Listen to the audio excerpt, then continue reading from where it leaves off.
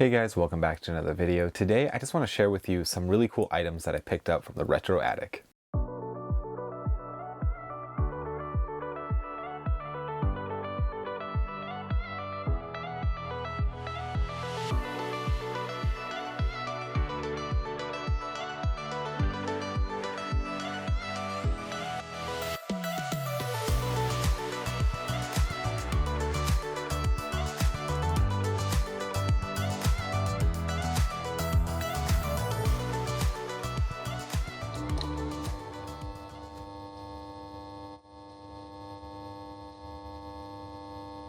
Hey guys, welcome back. Like I said, I just want to talk about some really cool items that I picked up recently from the Retro Attic. Now this was probably like 2, maybe 3 weeks ago. I did a video talking about the importance of curating your collection. And that is just to basically get rid of anything in your collection that you don't really have need for, or like it's not adding value to your collection. And so I was able to pick up this stack of things simply by just trading in some items that I had within my movie collection. And basically just getting rid of stuff that I didn't really want, and this is kind of stuff that I think is, adds more value to my collection. And so if you guys watch this channel, you are aware that I'm really into the boutique labels. I love Criterion and Arrow and Kino and Vinegar Syndrome and all of those. I also really am into, trying to collect different directors and all of their work. And so I have here a mixture of some boutique stuff, some stuff that goes into my director section, and just some other stuff that I thought was kind of cool. So I'm just going to jump right into this stack that I have. So the first few items here, if you also watch this channel, you'll know that I'm trying to watch more of Woody Allen's films, and especially some of his earlier work. And so I'm just trying to kind of come buy those whenever I come across them. And so I found 2 at the Retro Attic recently, but this is the Purple Rose of Cairo on a DVD. And then I also have here, this is New York Stories on Blu-ray. So this one, I know, this keeps popping up. There is a lot of people involved in this movie, I feel like. It's I think 3 different small episodes or something. But 3 different segments. Francis Ford Coppola is involved in this somehow. And it popped up with somebody else, but I forget who it was. But I am very curious on this. I've never seen this. Maybe Martin Scorsese is involved somehow. But yeah, I'm very excited to check that out. But the next item I found, I got this for $1. This is actually a German horror film, and that is Anatomy 2. So I have Anatomy 1, I've yet to watch it, but I figured I would grab the sequel too, and because I didn't even know they had a sequel, and check that out. This one I got for $2. This is definitely one that I wanted to get on 4K, but I figured for $2 I would, pick it up so at least it's within my collection, and that is Crimes of the Future. Unfortunately has this sticker right on the slip cover, but and this is just the DVD. But like I said, I wanted to get this on 4K because I think there was a extended cut, if I'm not mistaken, or unrated cut or something. But yeah, I thought this was a very interesting movie, and I wouldn't mind rewatching that. The next one, this is actually the last film in the series that I am missing. I have the first 2 films, and I think there was a spin-off movie, but that is Hatchet 3. So I have Hatchet 1 and 2, and then the movie of Victor Crowley, which I've not gotten around to watching Victor Crowley yet, but I'm very curious on where the story goes for Hatchet Part 3. I did hear somewhere that if you apparently if you watch all of these films back to back, it's supposed to basically take place over a weekend or something. So I would like to actually revisit this whole series and rewatch all of those. The next one here is an Anchor Bay double feature. Now, if you listen to my live stream, I think it was this last week that I talked about this, I keep going back and forth if I will consider Anchor Bay to be a boutique label. And in a way, it is a boutique label because they do restoration, they do special features, sometimes custom packaging or special packaging. The only thing that I keep going back and forth with it is there are some films that I feel like that are within the Anchor Bay logo or the category or catalog, sorry, that I don't necessarily think are boutique like worthy. Films such as like I don't know, Blue Valentine is technically put out by Anchor Bay, but I don't think it is like boutique, if that makes sense. And so I keep going back and forth because there's part of me that wants to add it to my boutique wall. And so I would have to pull out all of the different Anchor Bay titles that I have within my whole collection, which is a decent amount at this point, but I don't know. So actually, let me know in the comments down below what your thoughts are on that topic. If you consider Anchor Bay to be a boutique label, and if you do, why? Why, I guess, yeah, why or why not? So back to this though. This is an Anchor Bay double feature. This is Tombs of the Blind Dead and Return of the Blind Dead. So I have no idea what this is about. I'm assuming a zombie movie, but it looks kind of interesting, so I picked that up as well. The next one, this was only $3, and I would like to get all of these on Blu-ray eventually, but I have not seen this one or the one that came before it, and that is Candyman 3. So I have not seen Candyman 2 or 3. I own Candyman 1, and I've seen that, but I've not, I don't think I own any of the other Candyman films, if I'm not mistaken. Maybe I do. Maybe I own the second one. But yeah, I'm very curious on the whole series because I feel like it's a series that I don't really know a whole lot about. I've only seen the first one, and I heard mixed reviews of the remake, or I guess it was a soft reboot. But I would like to actually sit down and watch all of those. The next one here, this is a sci-fi film from 1950, and that is the film Destination Moon. And so it just seemed like a cool, like 50s sci-fi film, and so I decided to grab it.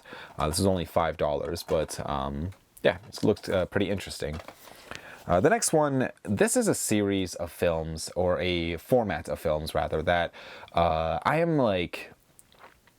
I'm trying to kind of collect, but like it's more of if I come across them at a good price, I'll pick them up because I see them every now and then, but you know, if it's a good price and if it's in good condition, I'll pick it up. And so this was only $1, and this is the Super Bit DVD of Hollow Man. So this is technically a movie I already own, but I did not own the Superbit DVD. If you're not familiar with what Superbit is, essentially they sacrifice audio quality for better picture quality on a DVD disc. And so it doesn't take any, I don't think it takes any like special player or anything, but on the disc itself, I think it's just like better like quality of picture. So it's kind of a weird thing that like a weird format that came out that I don't think it did super well. The next one here, this is a film that I read the book that this was based off of when I was in elementary school. And I believe I've seen this movie once, maybe a long time ago, but I figured for $1 I will add it to my collection, but that is the film My Side of the Mountain. So I remember really liking the book. Essentially, I think it was just about like a boy that ran away and, you know, lives in nature or something like that. It's been a very long time since I've read that. But the next one, this is a film that also just like seems really interesting to me. For $5, I decided to grab the Blu-ray, and that is the film Earthquake. So this came out in sometime in the 50s, I want to say, if I'm not mistaken.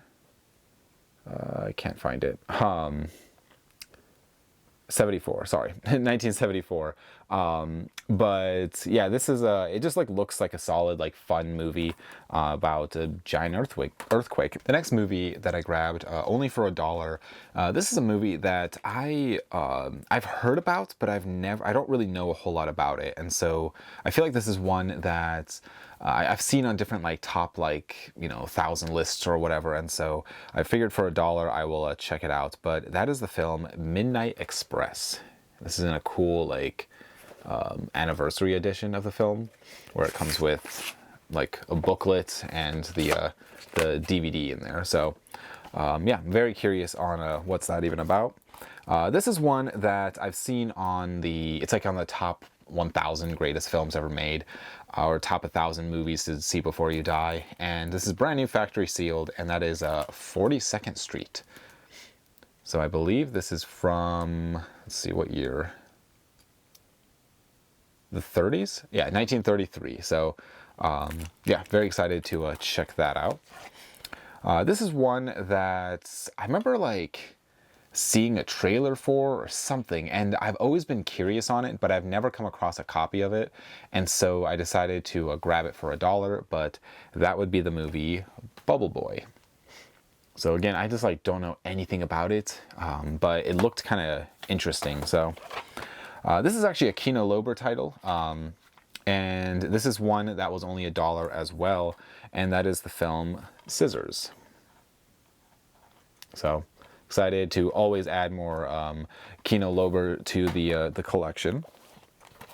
These two are actually from Olive Films, which Olive Films is an out-of-print boutique label now, but so they no longer, I believe they no longer make anything. So the first one here is The Seventh Day. So whenever I come across these, I try to grab them. And this is the movie Crack in the World. So this one looks a lot of fun. This is like a 60s or 1965, looks like a disaster movie maybe. So excited to watch that. This is from Blue Underground, and that is the film Fire and Ice. So I'm always curious on these, like, I want to say this is from the 83, like these 80s like animation, because this is technically an animation or an animated film. So I know they did films like this. I think what else? There was like Heavy Metal and Heavy Metal 2000, or like similar types of animation. So I always liked those. I always thought those were like interesting types, but I've never seen the Fire and Ice. This is the 2-disc limited edition from Blue Underground. So this is coming from Scorpion Releasing, which is a label that I really don't know a whole lot about. But this kind of looks like an interesting like Western movie, I guess, coming from 1982. So yeah, I'm trying to add just like a few more like random smaller labels to my collection, and really just focusing in on boutique labels especially. The next three come from Warner Archive, which is always a fun label to collect for, because I feel like since it was a like made on demand disc, you get a lot of random weird cool like films within it. So I have here, there's three here. There is Dear Heart. So I know nothing about it, but it looks kind of interesting. And then I have here, this is Marie, A True Story. And the last movie that I picked up from the Retro Attic, and this is one that actually, I talked about this, I think maybe I talked about it, but I recently got the Laserdisc of the original film of this, and this is technically a remake, and I'm not sure when this one came out. 1961. And I have the original film from, I believe it's like the 30s or the 20s, which apparently is a harder film to even come by, but I'm very curious on this, which is a remake, and that is The Four Horsemen of the Apocalypse. So I guess now I have the remake and the original. So that is everything that I picked up from the Retro Attic. Like I said, I just basically took in a bunch of stuff that I didn't really care about, stuff that wasn't, stuff that I was even gravitating towards. Whenever I do watch movies, I do tend to watch more of boutique stuff. And so, I would rather have a whole collection, a whole movie room of boutique stuff over, just not great horror films. And I think I also mentioned in that video that, there's a few different types of horror films. There's the ones that are like, bad but also good, like cheesy bad, but like you can still like get around and like have a good time with it, like movies like Birdemic, where if you have a group of friends, it's just like a fun time. But then there's just films that are just simply just not good horror, and so I'm kind of still in the process of going through a lot of the stuff that I have and just trying to collect more of the quality over quantity. But let me know in the comments down below what you thought of everything I picked up. You know, I don't think I've seen almost, I mean, maybe anything besides Hollow Man. But I'm very excited to check some of this stuff out. Let me know if there are some, you know, hidden gems in there that I picked up that are like really good. So, but thank you for watching, guys. I really do appreciate it. And I will see you guys all in the next video. Bye.